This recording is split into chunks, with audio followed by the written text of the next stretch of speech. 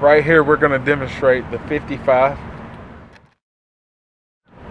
It's to remove the body clip panel.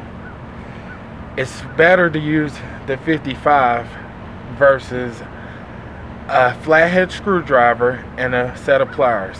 It's going to protect the integrity of the body clip versus you having to buy new body clips. You install it in the channels, you squeeze, and your body clip is removed.